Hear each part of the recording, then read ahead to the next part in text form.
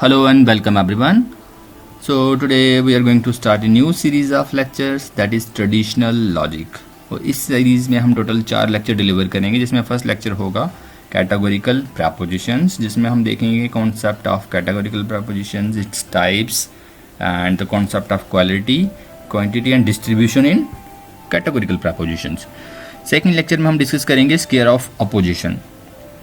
Third lecture में हम discuss करेंगे categorical syllogism and the last lecture is laws of thought. तो basically total 4 lecture रहेंगे series में. तो आज हम फर्स्ट लेक्चर में डिस्कस करते हैं कैटेगोरिकल प्रपोजिशंस, जिसमें हम आज देखने वाले हैं meaning and its types and the concept of quality, quantity and distribution in categorical syllogisms. So let's begin. So जो word categorical proposition it is composed of 2 word, category and proposition. तो basically हम category की बात करें तो इसमें क्या simple सा, जैसे हम बात करते हैं OBC, SC, ST, जनरल, क्या किया हमने ह्यूमन बींग्स को अलग अलग क्लास में डिवाइड कर दिया. सेम हम ऑब्जेक्ट के साथ करते हैं. मैंगोज़ की कितनी वैरायटी हैं उनकी क्लास बना दी हमने, एनिमल्स की क्लासेस हैं, हर एक चीज़ को क्लास में डिवाइड कर दिया. इससे क्या होता है, समझना ईजी हो जाता है. आर्ग्यूमेंट्स या ओपिनियंस या थॉट फॉर्मुलेट करना ईजी हो जाता है. और सेकेंड वर्ड क्या है, प्रपोजिशंस. तो प्रपोजिशंस क्या होती हैं, they are the building block of an argument. जब भी आप एक आर्ग्यूमेंट की बात करते हैं तो वहाँ पे सबसे जो इंपॉर्टेंट चीज़ रहती है वो क्या रहती है, प्रपोजिशंस. बिना प्रपोजिशंस के आप आर्ग्यूमेंट को एक्सप्रेस नहीं कर सकते, जहाँ आप आर्ग्यूमेंट फॉर्मुलेट नहीं कर सकते. सो अब जो ये वर्ड है, कलेक्टिव वर्ड है कैटेगोरिकल प्रपोजिशंस. मतलब कैटेगोरिकल प्रपोजिशंस बेसिकली है क्या है, वो प्रपोजिशंस हैं जिसमें हम क्लास कंसेप्ट की बात करते हैं. फॉर एग्जाम्पल, जैसे मैं एग्जाम्पल लेता हूँ, all human beings are mortal. अब ये कैटेगोरिकल प्रपोजिशन है. इसमें क्या किया हमने, ऑल ह्यूमन बींग्स एक क्लास हो गई और मॉडल एक क्लास हो गई. तो बेसिकली हम ट्रेडिशनल लॉजिक की बात करें या क्लासिकल लॉजिक की बात करें तो वो मेनली इसी प्रॉब्लम से डील करती हैं, जो रिलेशन है क्लासेस के बीच और जो उनके बीच, मतलब जैसे all human beings are mortal. अब ह्यूमन बींग और मॉडल का क्या रिलेशन है, वो इसी चीज़ को समझने की कोशिश करते हैं कैटेगोरिकल प्रपोजिशंस में या ट्रेडिशनल लॉजिक में. बेसिकली क्लास का मतलब क्या रहता है, कोई भी जो कॉमन कैरेक्टरिस्टिक्स होते हैं. और जो कैटेगोरिकल प्रपोजिशंस होंगी उनमें भी वो सेम चीज़ आएगी. कैटेगोरिकल प्रपोजिशंस वो चीज़ें होती हैं जहाँ पे क्या होता है, आप क्लॉज कंसेप्ट की बात करते हैं. जैसे मैंने कहा ऑल ह्यूमन बींग्स और मॉडल्स, तो इसमें क्या बात कर रहे हैं आप, जो सारे ह्यूमन बींग्स हैं और जो सारे मॉडल्स हैं, ये 2 अलग अलग क्लासेस हो गए. आप इन दोनों के रिलेशन को स्टडी कर रहे हैं यहाँ पे. अब कोई एक कैटेगोरिकल प्रपोजिशन हम प्रपोज करेंगे, वहाँ पे 2 क्लासेस होंगी और वहाँ पे 2 क्लासेस के बीच पॉसिबली 3 टाइप के रिलेशंस पॉसिबल होते हैं. और वो 3 टाइप के रिलेशन पॉसिबली क्या हो सकते हैं, एक तो जैसे हमने एग्जांपल ली, all human beings are mortal, मतलब जो सारे ह्यूमन बींग्स हैं वो किस में इंक्लूडेड हैं, मॉडल में. ये एक रिलेशन हो गया. ऑल ऑफ वन क्लास में be included in all of another class, मतलब जो ह्यूमन बींग वाली सारी क्लास है वो किस में इंक्लूड हो सकती है, मॉडल में. तो ये फर्स्ट पॉसिबल रिलेशन है. सेकेंड रिलेशन क्या होता है, some but not all of the member of one class में be included in another class. जैसे मतलब बोला आपने, some dogs are mammals, for example some dogs are mammals, और some fishes are mammals.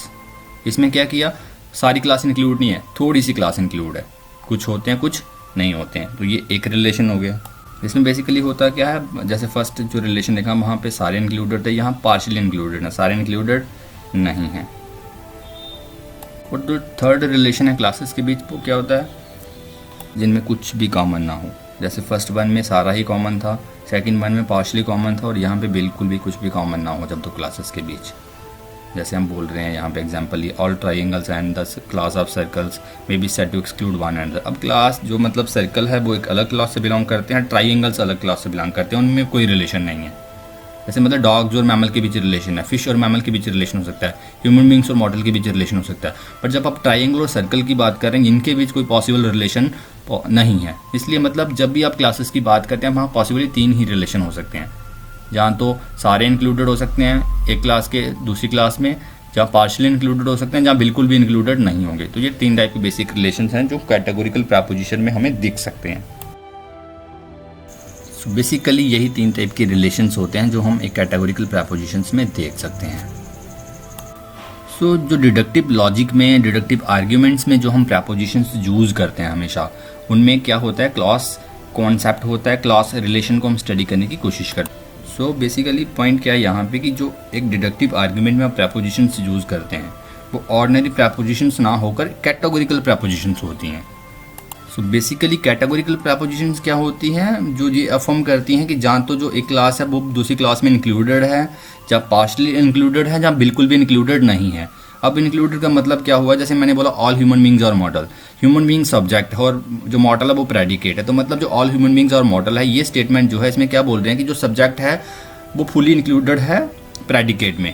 अब जो सेकंड स्टेटमेंट जो हमने दिया था, जो सेकंड पॉसिबल रिलेशन था, वहाँ पे क्या था कि जो सब्जेक्ट है वो पार्शली कंटेन्ड है, पार्शली इंक्लूडेड है प्रेडिकेट में। और जो थर्ड पॉसिबिलिटी थी, थर्ड जो रिलेशन हमने देखा, वहाँ पे क्या था कि जो सब्जेक्ट है it is not contained in the predicate.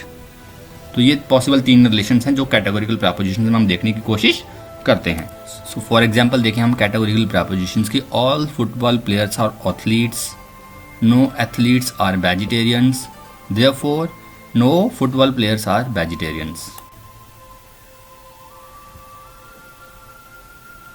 क्या एग्जाम्पल थी, all football players are athletes, no athletes are vegetarians, therefore no football players are vegetarians. So अगर हम तीनों प्रपोजिशंस देखें तो हम यहाँ पे तीन क्लासेस की बात कर रहे हैं mainly, all football players, all athletes and all vegetarians.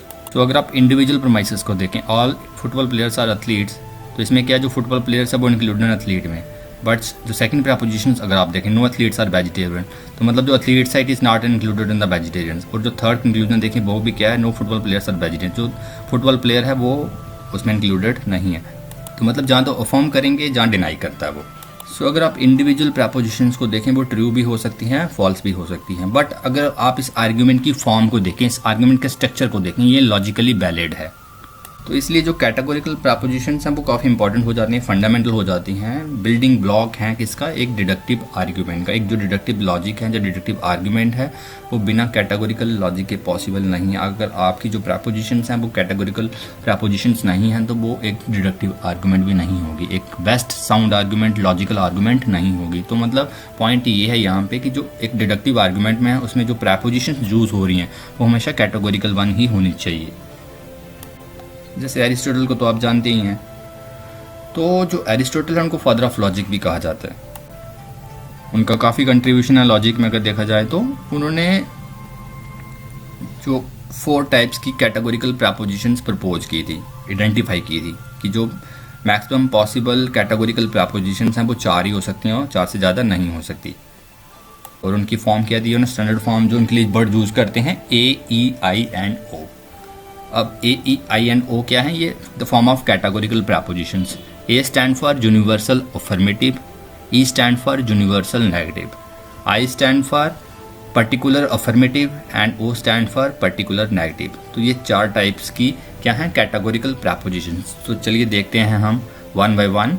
So following are the 4 standard types of categorical propositions. The first one is universal affirmative propositions. So universal affirmative का मतलब क्या हुआ कि जो सारी की सारी एक क्लास है ना उसको अफर्म कर रहे हैं that it is contained in the another class. For example हमने जैसे बोला ऑल पॉलिटिशियंस आर लायर, तो मतलब सारे के सारे जो पॉलिटिशियंस हैं it is included in the liar, are contained in the liar, मतलब जो सारा सब्जेक्ट है वो प्रेडिकेट में है। अगर कोई आपको ऐसी स्टेटमेंट मिलती है जहाँ पे क्या हो, आप यूनिवर्सल की बात कर रहे हो साथ में अफर्म कर रहे हैं, जैसे मैं बोल रहा हूँ all human beings are mortal, तो अब सारे के सारे ह्यूमन बीइंग्स कौन सी क्लास में हैं, इंक्लूड किए जा रहे हैं हम मॉर्टल में। तो ये किसकी एग्जांपल होगी, यूनिवर्सल अफर्मेटिव की। सो आप इनको इस तरह से लिखते हैं, all S is P, S मतलब सब्जेक्ट और पी मतलब प्रेडिकेट। जैसे हमने बोला all human beings are mortal, human being subject हो गया और मॉर्टल प्रेडिकेट हो गया, और जो सब्जेक्ट है वो किस में है, सारे का सारा प्रेडिकेट में इंक्लूडेड है, कंटेंट। सेकेंड जो टाइप है E, that is universal negative propositions. यहाँ पे क्या होता है, जैसे मतलब उसका अपोजिट है यूनिवर्सल अफर्मेटिव का। जैसे वहाँ पे पूरी एक क्लास इंक्लूडेड थी, अब यहाँ पे एक्सक्लूडेड है, नो पॉलिटिशियंस आर लायर, कि जो सब्जेक्ट है it is not contained in the predicates, are not included in the predicate. So इसको हम कैसे लिखेंगे, नो एस इज पी, तो मतलब जो सब्जेक्ट है वो प्रेडिकेट में नहीं है। पहले क्या था, सब्जेक्ट प्रेडिकेट में था, इंक्लूडेड था, कंटेन्ड था, बट यहाँ पे अब जो सब्जेक्ट है it is not contained in the predicate, that is by it is said that no politicians are liars. तो मतलब फर्स्ट जो यूनिवर्सल अफर्मेटिव है उसमें इंक्लूडेड होता है सारे का सारा, और यहाँ पे क्या होता है, एक्सक्लूडेड होता है। थर्ड जो टाइप है that is I form, particular affirmative propositions. Particular का मतलब क्या होता है, फ्यू। तो यहाँ पे क्या होता है, फुली नहीं होता इंक्लूडेड, जैसे यूनिवर्सल अफर्मेटिव में था, जहाँ यूनिवर्सल नेगेटिव में था। यहाँ पे क्या होता है, पार्शली होता है।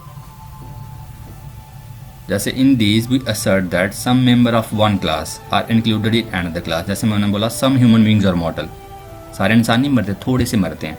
सम ह्यूमन बींग्स आर मॉर्टल, तो ये क्या है, पार्शली है, फुली नहीं है। सारे ह्यूमन बींग की बात नहीं कर रहे, हम थोड़े से ह्यूमन बींग्स की बात कर रहे हैं। जैसे सम पॉलिटिशियंस आर लायर्स, सारे पॉलिटिशियन लायर नहीं होते, थोड़े से। इसलिए जो सब्जेक्ट है वो फुली कंटेंट नहीं है प्रेडिकेट में, पार्शली है। तो इसे हम कैसे एक्सप्रेस करते हैं, सम एस इज पी, कि जो थोड़ा सा सब्जेक्ट है it is content in the predicate. जो फुली सब्जेक्ट है ऑल नहीं लिख सकते हम यहाँ पे, पार्शली है ये। पर्टिकुलर अफर्मेटिव, पर्टिकुलर का मतलब समझ रहे हैं ना आप, सम, और अफर्मेटिव मतलब पॉजिटिव वे में अफर्म कर रहे हैं आप कि इंक्लूडेड है पार्शली बट। और फोर्थ जो टाइप है that is O forms, particular negative propositions. अब यहाँ पे क्या होता है, पर्टिकुलर अफर्मेटिव का बिल्कुल अपोजिट है। जहाँ से वहाँ पे पार्शली इंक्लूडेड था, अब यहाँ पे पार्शली एक्सक्लूडेड है। जैसे हम एग्जाम्पल एक्सप्रेस कर रहे हैं, सम पॉलिटिशियंस आर लायर्स, और इसका अपोजिट क्या हो गया, some politicians are not liars. और some politicians are not liars किसकी एग्जाम्पल है, पर्टिकुलर नेगेटिव की। सम पॉलिटिशियंस, सम का मतलब पर्टिकुलर हो गया, और some politicians are not liars तो मतलब नेगेटिव भी हो गया यहाँ पे। इसलिए मतलब जो थोड़े से जो सब्जेक्ट है वो पार्शली एक्सक्लूडेड है। कैसे एक्सप्रेस करते हैं, some S is not P. Particular affirmative में कैसे था, सम एस इज पी, और यहाँ पे क्या हो गया, सम एस इज नॉट पी। वहाँ पे पार्शली इंक्लूडेड था और यहाँ पे क्या, पार्शली एक्सक्लूडेड। मतलब पार्शली इंक्लूड कर रहे हैं, वहाँ पे कंटेंट है, यहाँ पे एक्सक्लूड कर दिया, उसको बाहर निकाल दिया। तो बेसिकली हमने क्या देखा, 4 प्रपोजिशंस देखी। कौन कौन सी, universal affirmative, universal negative, particular affirmative and particular negative. Universal affirmative में हमने क्या बोला, ऑल एस इज पी। फिर क्या बोला, यूनिवर्सल नेगेटिव में नो एस इज पी। फिर पर्टिकुलर अफर्मेटिव में क्या बोला, some S is P, and particular negative में क्या बोला, some S is not P. तो ये क्या है, 4 कैटेगोरिकल प्रपोजिशंस हैं। नेक्स्ट टॉपिक जो है वो है क्वांटिटी। अब क्वांटिटी का रिलेशन भी किसके साथ हम देख रहे हैं, कैटेगोरिकल प्रपोजिशंस के बाद। जब भी आप कैटेगोरिकल प्रपोजिशंस की बात करते हैं वहाँ पे क्वांटिटी भी होती है। अब क्वांटिटी डिटरमाइन कैसे होगी, क्योंकि अगर जो कैटेगोरिकल प्रपोजिशंस अगर है वो सबकी बात कर रही है तो वो क्वांटिटी यूनिवर्सल हो जाएगी। अगर वो कुछ लोगों की बात कर रही है वो पर्टिकुलर हो जाएगी। जैसे आपने देखा ए और ई जो है वो यूनिवर्सल की बात करते हैं, universal affirmative and universal negative. तो मतलब यूनिवर्सल अफर्मेटिव और यूनिवर्सल नेगेटिव की क्वांटिटी कौन सी है, यूनिवर्सल। ए और ई की क्वांटिटी कौन सी है, यूनिवर्सल्स। वहाँ पे ऑल की बात की जाती है। और अगर हम पर्टिकुलर अफर्मेटिव और पर्टिकुलर नेगेटिव की बात करें तो वहाँ पे क्या हम सम की बात कर रहे हैं, कुछ ही लोगों की। तो वहाँ पे क्या हो जाता है, क्वांटिटी पर्टिकुलर्स। तो मतलब क्वांटिटी बेसिकली 2 ही होती हैं, जहाँ तो सारे होते हैं, जहाँ कुछ थोड़े सारे। अगर सारे इंक्लूडेड हैं, all human beings are mortal बोला तो वो यूनिवर्सल प्रपोजिशन है क्वांटिटी वाइज। और अगर आप some human beings are mortal की बात करें तो उसकी क्वांटिटी कौन सी है, पर्टिकुलर। सो अगर कोई प्रपोजिशंस एक क्लास के सारे मेंबर्स को रेफर कर रही हो, अगर कोई प्रपोजिशंस एक क्लास के सारे मेंबर को रेफर कर रही हो वो यूनिवर्सल होती है। अगर कोई एक प्रपोजिशंस क्लास के कुछ ही मेंबर को रेफर कर रही हो वो पर्टिकुलर होती है। जैसे मैंने बोला all human beings are mortal, ये सब मेंबर को रेफर कर रही है तो एक यूनिवर्सल प्रपोजिशन है, इसकी क्वांटिटी कौन सी है, यूनिवर्सल। और जो दूसरी स्टेटमेंट हमने दी some human beings are mortal, इसमें क्या है, फ्यू थोड़े से मेंबर्स हैं, और ये क्या है, particular. That is the concept of quantity. जो कैटेगोरिकल प्रपोजिशंस होती है वहाँ पे क्वांटिटी भी होती है। अगर सबकी बात हो रही है तो वो यूनिवर्सल हो गया, अगर कुछ लोगों की बात हो रही है वो पर्टिकुलर हो गया। सो नेक्स्ट जो है दैट इज क्वालिटी। अब जैसे एक कैटेगोरिकल प्रपोजिशन में क्वांटिटी होती है उसी तरह से क्वालिटी भी होती है। और क्वालिटी किस फॉर्म में आती है, अफर्मेटिव और नेगेटिव में। जैसे आप किसी चीज़ के एक्शंस को अगर इंक्लूड कर रहे हो तो वो अफर्म कर रहे हो। जैसे मैंने बोला all human beings are mortal, ये आपने अफर्म कर दिया कि सारे इंसान मॉर्टल होते हैं। आप क्या कर रहे हो, अफर्म कर रहे हो उसके कि जो सब्जेक्ट है वो प्रेडिकेट में होता है, ये अफर्म किया आपने। और आप ये चीज़ डिनाई करते हो कि जो सब्जेक्ट है it is not contained in the predicate. जैसे मैंने बोला no human beings are mortal, no human beings are mortals, are some human beings are not mortal. तो मतलब मैं क्या कर रहा हूँ कि जो सब्जेक्ट है it is not contained in the predicate, are not included in the predicate. तो इससे क्या हो जाता है, वो नेगेटिव हो जाता है। तो मतलब बेसिकली 2 ही रहती हैं, एक अफर्मेटिव होती है, अगर आप किसी चीज़ के एग्जिस्टेंस को अफर्म कर रहे हो तो वो अफर्मेटिव होगी, अगर आप किसी चीज़ के एग्जिस्टेंस को डिनाई कर रहे हो तो वो नेगेटिव होगी। जैसे हमने बोला all human beings are mortal, तो ये अफर्मेटिव है, और मैंने बोला no human beings are mortal, ये नेगेटिव होगी। मैंने बोला some human beings are mortal, ये अफर्मेटिव है, और मैंने बोला no human beings are mortal, ये क्या है, negative. So basically A affirmative है और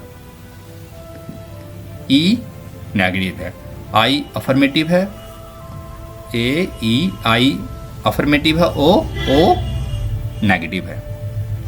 क्लियर? क्वालिटी में दो ही होता है, या अफर्मेटिव होता है जहाँ नेगेटिव होता है। अगर वो अफर्म करता है किसी चीज़ के एक सेंस को, जैसे all human beings are mortal, यहाँ पे अफर्म कर रहे हैं तो ये प्रपोजिशन अफर्मेटिव प्रपोजिशन है। तो अगर हम बोले no human beings are mortals, यहाँ पे हम डिनाई कर रहे हैं, तो इसे नेगेटिव प्रपोजिशन कहा जाएगा। अब जो थर्ड कॉन्सेप्ट यहाँ पे डिस्कस करेंगे हम, डिस्ट्रीब्यूशन का। सो नेक्स्ट कॉन्सेप्ट है डिस्ट्रीब्यूशन। और डिस्ट्रीब्यूट क्या होती है, टर्म। क्लियर? डिस्ट्रीब्यूशन क्या होती है, हमेशा टर्म। अब टर्म कैसे आइडेंटिफाई करनी है, सबसे पहले मतलब जैसे आप कैटेगोरिकल प्रपोजिशन ले लो एक, फॉर एग्जांपल हमने बोला all human beings are mortals. Human being क्या है, सब्जेक्ट टर्म, और मॉर्टल क्या है, प्रेडिकेट टर्म्स। ये दो टर्म है, मतलब ये प्रपोजिशन क्या है, all human beings are mortal. ये एक यूनिवर्सल अफर्मेटिव प्रपोजिशन है। कौन सी, A proposition, that is universal affirmative, all human beings are mortals. तो यहाँ पे जो ह्यूमन बींग्स है वो सब्जेक्ट है, और जो मॉर्टल है वो क्या है, प्रेडिकेट। सब्जेक्ट एक टर्म हो गई और प्रेडिकेट एक टर्म होगी, तो मतलब एक प्रपोजिशन में पॉसिबली दो ही टर्म हो सकते हैं, दो से ज़्यादा टर्म नहीं हो सकती। और कोई टर्म हमें कैसे पता चलेगा कि कौन सी टर्म कहाँ डिस्ट्रीब्यूट होती है, तो उसका रूल क्या बोलता है। बेसिकली हमारे पास चार कैटेगोरिकल प्रपोजिशन है, जिसमें हम बोलते हैं universal affirmative, universal negative, particular affirmative and particular negative. हर एक प्रपोजिशन में दो ही टर्म होती हैं, दो से ज़्यादा टर्म नहीं होती। जैसे मैंने बोला all human beings are mortals, human being एक टर्म है, मॉर्टल एक टर्म है। मैंने बोला no human beings are mortal, human being mortal. Some human beings are not mortal, some human beings are mortals. तो ये ह्यूमन बींग और मॉर्टल term है बस। ह्यूमन बींग सब्जेक्ट है यहाँ पे, मॉर्टल प्रेडिकेट है। और चलिए हम एग्जांपल लेते हैं यूनिवर्सल अफर्मेटिव की, कि यूनिवर्सल अफर्मेटिव में कौन सी टर्म डिस्ट्रीब्यूट होती है और हमें कैसे पता चलेगा कि कौन सी टर्म डिस्ट्रीब्यूट हो रही है। सो बेसिकली रूल क्या बोलता है कि कोई भी टर्म जो होती है वो सब्जेक्ट हो चाहे प्रेडिकेट हो, वो तभी डिस्ट्रीब्यूट होगी जब एक टर्म जो डिस्ट्रीब्यूट हो रही है वो दूसरे सारे मेंबर्स को रेफर कर रही हो। जैसे मैंने बोला all human beings are mortals, सारे जो इंसान हैं वो मॉर्टल होते हैं। तो जो ह्यूमन बीइंग है ये टर्म सब मॉर्टल पे रेफर हो रही है यूनिवर्सली, इसलिए यहाँ पे सिर्फ सब्जेक्ट टर्म डिस्ट्रीब्यूट होगी। अब सारे मॉर्टल तो ह्यूमन बीइंग नहीं होते हैं, वो डॉग भी हो सकता है, कैट भी हो सकती है, बफेलो भी हो सकती है, बट सारे ह्यूमन बीइंग मॉर्टल होते हैं, बट सारे मॉर्टल ह्यूमन बीइंग नहीं होते हैं। इसलिए जो यूनिवर्सल अफर्मेटिव है यहाँ पे सिर्फ सब्जेक्ट टर्म डिस्ट्रीब्यूट होती है। वो कौन सी, जैसे मैंने बोला all human beings are mortal, तो जो ह्यूमन बीइंग टर्म है वो डिस्ट्रीब्यूट हो रही है। ऑल एसएसपी का मतलब क्या है, all human beings are mortal, S subject है और पी प्रेडिकेट है। मैंने बोला all human beings are mortal, तो यहाँ पे सब्जेक्ट टर्म डिस्ट्रीब्यूट हुई, मतलब all human beings are mortal, ये यूनिवर्सल अफर्मेटिव है और इसमें कौन सी टर्म डिस्ट्रीब्यूट होती है, ह्यूमन बींग। सो मतलब ऑल एस इज पी हो सकता है, but all P is S नहीं हो सकता। क्लियर? सेकंड है यूनिवर्सल नेगेटिव। अब यूनिवर्सल नेगेटिव कैसे, जैसे no human beings are mortal, no S is P. अब यहाँ पे क्या है, नो एस इज पी है, नो पी इज एस भी हो सकता है। कोई भी इंसान मरता नहीं है, कोई भी मरने वाली चीज़ इंसान नहीं होती। जैसे no S is P, no P is S, all human beings are mortals, all mortals are not human beings. Clear? तो यहाँ पे क्या हो रहा है, यूनिवर्सली एक्सक्लूडेड है दोनों, ना तो सारे इंसान मरने वाले होते हैं, ना ही सारे मरने वाले इंसान होते हैं। All human beings are mortal, no human beings are mortals. क्या बनेगा यहाँ पे, no human beings are mortals, no mortals are human being. तो यहाँ पे यूनिवर्सली एक्सक्लूडेड है, इसलिए जो यूनिवर्सल नेगेटिव है यहाँ पे सब्जेक्ट और प्रेडिकेट दोनों होती हैं, दोनों टर्म डिस्ट्रीब्यूट होती हैं। यूनिवर्सल की, यूनिवर्सल अफर्मेटिव की एग्जांपल क्या है, क्या एग्जांपल है, no human beings are mortal. यहाँ पे ह्यूमन बींग भी डिस्ट्रीब्यूट हो रहा है और मॉर्टल भी डिस्ट्रीब्यूट हो रहा है। क्यों डिस्ट्रीब्यूट हो रहा है, क्योंकि दोनों यूनिवर्सली रेफर कर रहे हैं, सब्जेक्ट प्रेडिकेट को और प्रेडिकेट सब्जेक्ट को। No human beings are mortals और mortal human being mortal. Clear? यहाँ पे सब्जेक्ट टर्म भी डिस्ट्रीब्यूट होती है और प्रेडिकेट भी डिस्ट्रीब्यूट होती है। मतलब सिर्फ आपको ये याद रखना है कि यूनिवर्सल अफर्मेटिव में सिर्फ सब्जेक्ट डिस्ट्रीब्यूट होता है और यूनिवर्सल नेगेटिव में सब्जेक्ट और प्रेडिकेट दोनों डिस्ट्रीब्यूट होते हैं। और उसकी एग्जांपल क्या ली हमने, no human beings are mortal. यहाँ पे ह्यूमन बींग भी डिस्ट्रीब्यूट हो रहा है और मॉर्टल भी डिस्ट्रीब्यूट हो रहा है।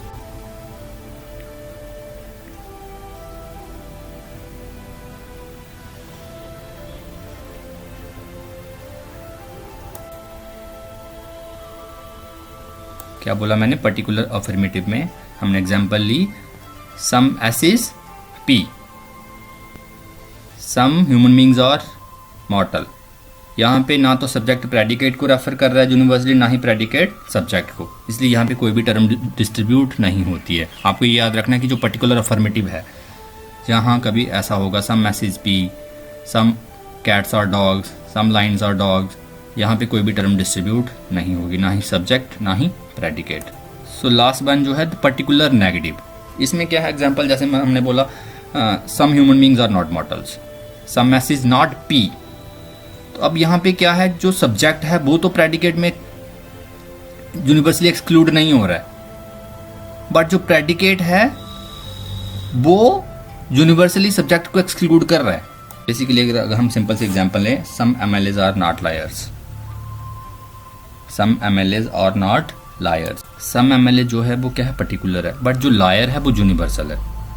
अब अगर आप यूनिवर्सल को देखें, प्रेडिकेट को देखें, वो सब्जेक्ट पे यूनिवर्सली उसको एक्सक्लूड कर रहा है सब्जेक्ट को। जैसे all liars are not MLAs, all liars are not MLAs. मैंने क्या बोला, some MLAs are not liars, ये हमारी प्रपोजिशन थी।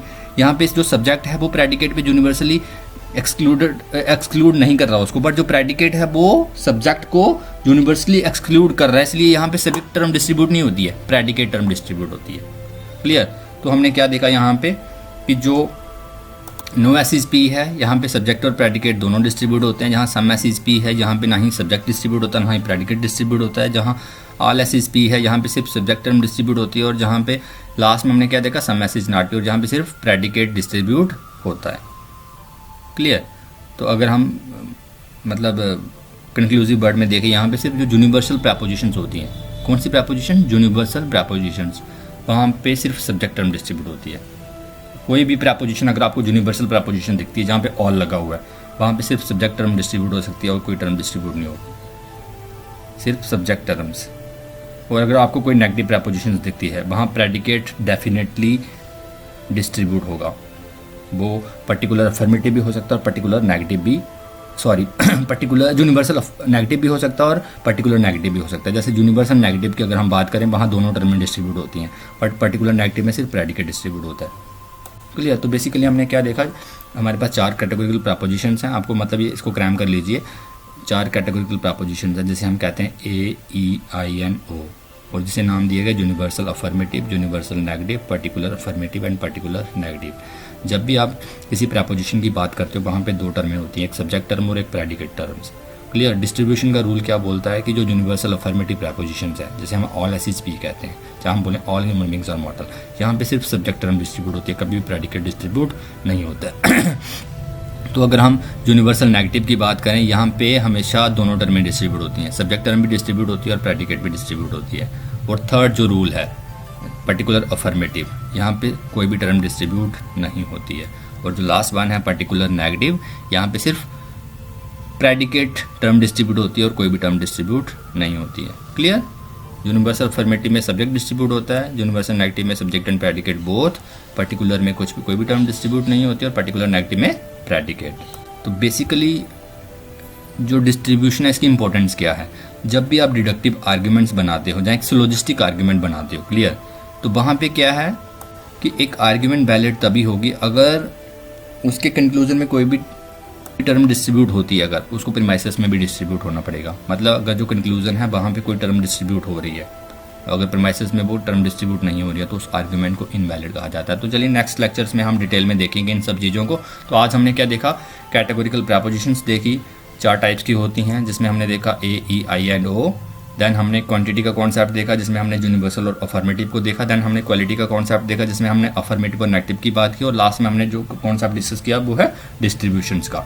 हमारे पास 4 कैटेगोरिकल प्रपोजिशंस होती हैं और जो सब्जेक्ट टर्म जो यूनिवर्सल अफर्मेटिव है इसमें सब्जेक्ट टर्म डिस्ट्रीब्यूट होती है, यूनिवर्सल नेगेटिव में subject and predicate both distribute होते हैं। पर्टिकुलर अफर्मेटिव में सिर्फ कोई भी टर्म डिस्ट्रीब्यूट नहीं होती और जो पर्टिकुलर नेगेटिव है यहाँ पे सिर्फ प्रेडिकेट टर्म डिस्ट्रीब्यूट होती है। तो चलिए नेक्स्ट लेक्चर में मिलते हैं आपसे। Thanks for watching.